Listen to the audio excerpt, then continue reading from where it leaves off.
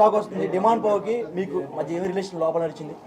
We are pure best friends and he's very genuine and I have so much of comfort zone with him and he's my best friend. ఇంకా మన కాలేజ్లో మన స్కూల్లో best friends ఉంటారు కదా, ఆ range best friend. అంటే లోపల మీ మమ్మీ లోపలికి వచ్చిన తర్వాత కూడా మీకు చెప్పారు జాగ్రత్తగా ఉండమ్మా, జాగ్రత్తగా ఉండు. మా మమ్మీ లోపలికి వచ్చి జాగ్రత్తగా ఉండు అదేం బయట చెప్పలేదు. చూసాం కదా, గేమ్ బాగా ఆడు అని చెప్పారు.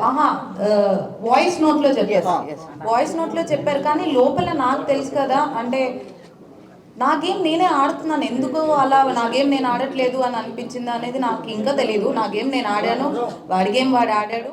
సపోర్ట్ లేకుండా హౌస్లో ఎవ్వరూ లేరు. అలా వాడు నాకు సపోర్ట్ చేశాడు, నేను వాడికి సపోర్ట్ చేశాను. కాకపోతే అది కొంతమంది ఎలివేట్ చేసినట్టున్నారు, ఐ డోంట్ నో. అంటే సంజన గారు అలా మాట్లాడడం అనేది ఎక్కువ అయింది కదా? డెఫినెట్లీ ఉంటుంది, పక్క. సంజన గారు అలా మాట్లాడడం వలన నెగిటివ్ అయింది అనుకోవచ్చా? అంటే మీరిద్దరు కలిసి ఇట్లా మాట్లాడుకోవడం అందరికి మేము చూడలేకపోతున్నాము, డిస్టర్బెన్స్గా ఉంది, ఇలా మాట్లాడారు కదా సంజన గారు.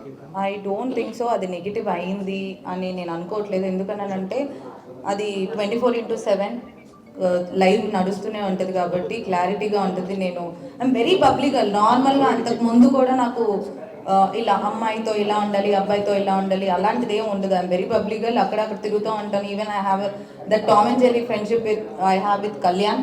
మళ్ళీ ఇమాన్యుల్తో కూడా నేను అంతే క్లోజ్గా ఉంటాను, అలానే తిరుగుకుంటూ ఉంటాను. మేము నైట్ కూడా మేము అలానే మాట్లాడుతూ ఉంటాం. అదిరా గేమ్, ఇది గేమ్, ఇది గేమ్, అది గేమ్ అనుకుంటూ మాట్లాడుకుంటూ ఉంటాం.